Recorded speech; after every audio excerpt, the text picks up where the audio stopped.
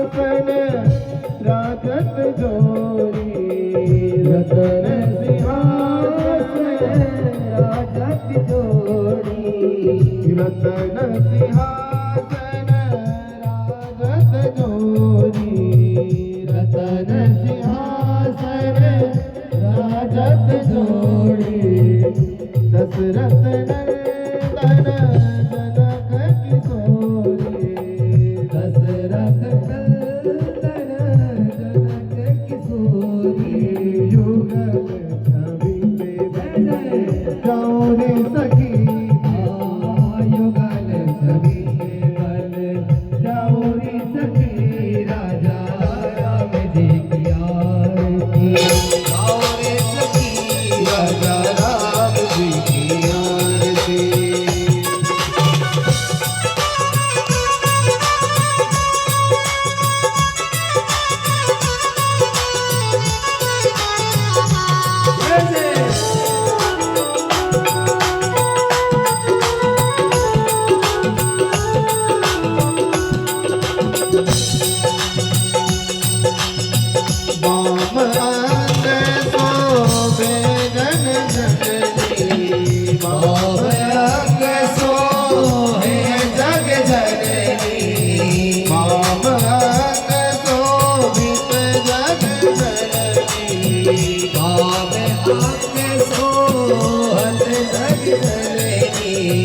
चरण विराजत है सुत अंजलि, चरण विराजत है सुत अंजलि, चरण विराजत है सुत अंजलि, चरण विराजत है सुत अंजलि, देख छवि मन मोहरी सखी मेरो छवि मन मोहरे सखी, राजा राम जी की आरती, गाओ रे सखी, राजा राम जी की आरती, कांवरी सखी राजा राम जी की आरती।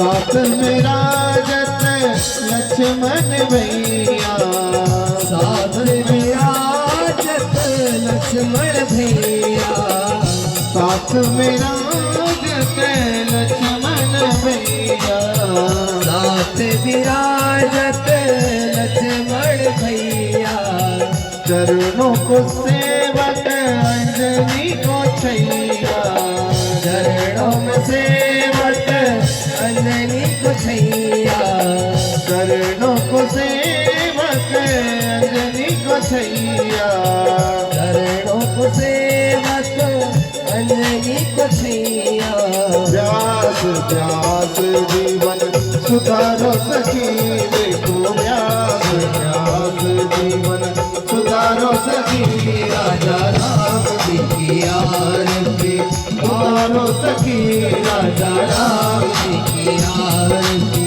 उतारो सखी प्यारे राम जी की आरती, कांवरी सखी राजा राम जी की आरती।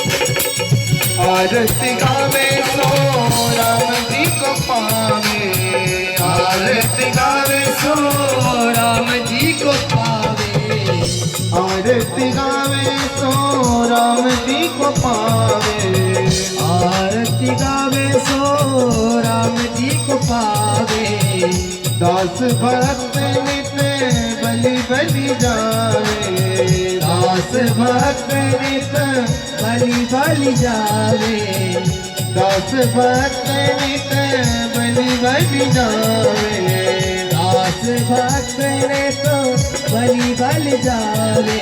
तन मन धन को वारोरी सखी पे तन मन धन सब वारोरी सखी राजा राम जी की आरती, वारोरी सखी राजा राम जी की आरती, वारोरी सखी राजा राम जी की आरती। उतारो सखी राजा राम जी की आरती, उतारो सखी राजा राम जी की आरती। कर्पूर गौरम करुणावतारम संसार सारम भुजगेन्द्रहारम सदा वसंतम हृदयारविंदे भवं भवानी सहितं नमामि। मंदार माला गुणदान गाये कपाल माला कृतशेखराय दिव्यंबराय दिगंबराय नमः शिवाय नमः शिवाय। तुमेव माता पिता तुमेव, तुमेव बन्धु सखा तुमेव, तुमेव विद्याधरिणं तुमेव, तुमेव सर्वं मम देव देव, तुमेव सर्वं मम देव देव।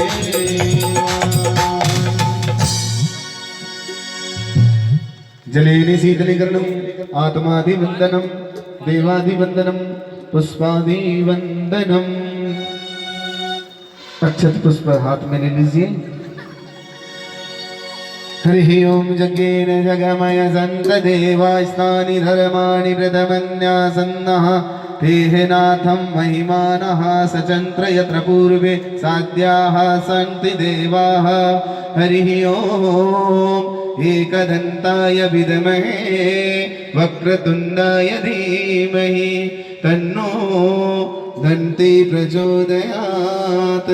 तत्पुरुषाय विद्महे महादेवाय धीमहि तन्नो रुद्रः प्रचोदयात्। दशरथाय विद्महे सीतावल्लभाय धीमहि तन्नो रामः प्रचोदयात्। अंजनीसुताय विद्महे वायुपुत्राय धीमहि तन्नो हनुमत प्रचोदयात्। सेवन्तिकावकुलचम्पकपाटलाब्जै पुण्यगजातिकरवीरलसालपुष्पै बिल्वप्रवालतुलसीदलमञ्जरीभिः त्वां पूजयामि जगदीश्वर मे प्रसीद। नानासुगन्धपुष्पाणि यथा कालोद्भवानि च पुष्पाञ्जलिर्मया दत्तो ग्रहण परमेश्वरः। परमेश्वरी मन्त्रपुष्पाञ्जलिः समर्पयामि। बोलो सीतारामचंद्र भगवान की जय। संत बलवंत हनुमंतलाल महाराज की जय। शंकर भगवान की जय। दुर्गा मैया की जय। धर्म की जय हो। अधर्म का प्राणियों में विश्व का गौ माता की जय हो। गौ हत्या बंद हो। सत्य सनातन धर्म की जय हो। हर हर महादेव शंभो। जय जय श्री सीताराम। जय जय श्री सीताराम। जय जय श्री सीताराम। सभी से निवेदन, आप सभी आरती प्रसाद लेकर ही यहाँ से जाएं। कल ठीक 1 बजे से कथा पुनः आरंभ हो जाएगी। कल हम सभी शिव चरित्र पर शिव जी की महिमा और शिव विवाह को बड़े ही धूमधाम से आनंदित होकर के मनाएंगे। इसलिए कल तक के लिए सभी को जय श्री राम। कल 1 से 5 पुनः